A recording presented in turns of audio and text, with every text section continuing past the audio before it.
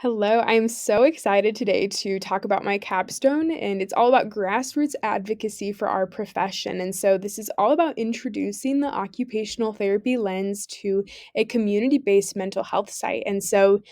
For my capstone project, I was at the Family Place, and this is a community based mental health site in rural northern Utah that aims to strengthen family relationships and help people heal from trauma through therapy, group education, and a child respite program.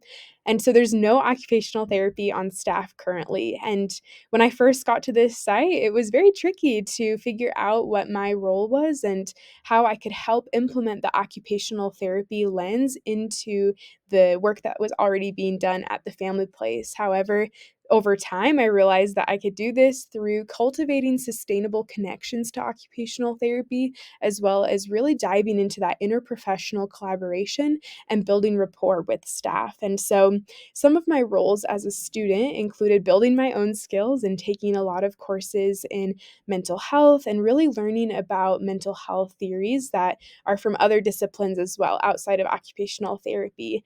And I also learned how to support the ongoing programs at the Family Place. And this ties into my learning objective of learning evidence based ways to strengthen families and foster resilience in children. And so, to do this, I compiled 34 sources and a literature review regarding the benefits of strong families. And I also supported weekly kids programming during ADAPT classes. These are parenting classes for families that have experienced trauma.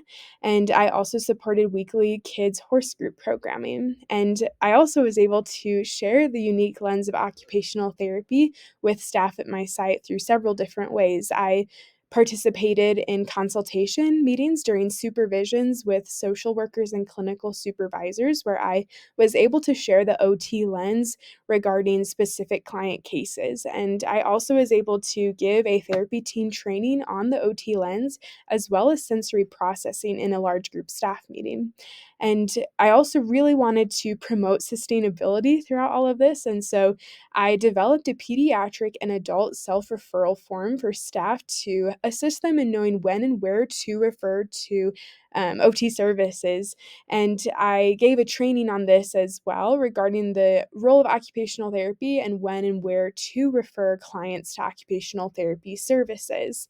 And so, with this project, I experienced a lot of personal growth. There were several unique barriers in being at a site that doesn't have any occupational therapy, and unique challenges were overcome only through invaluable mentorship that I received from my faculty mentor within the department and also from the mentorship of my site. And I learned a lot of evidence based ways to serve families who have experienced trauma as well as foster resilience in children throughout this site. And as part of my program evaluation, I really wanted to evaluate whether or not the training and these forms, these referral forms, were going to be efficacious in supporting staff to refer to OT. And so we ended up having 86% of staff report confidence in knowing when a client could benefit from occupational therapy, and 71% reported confidence in knowing where to refer to occupational therapy services. And you can see from the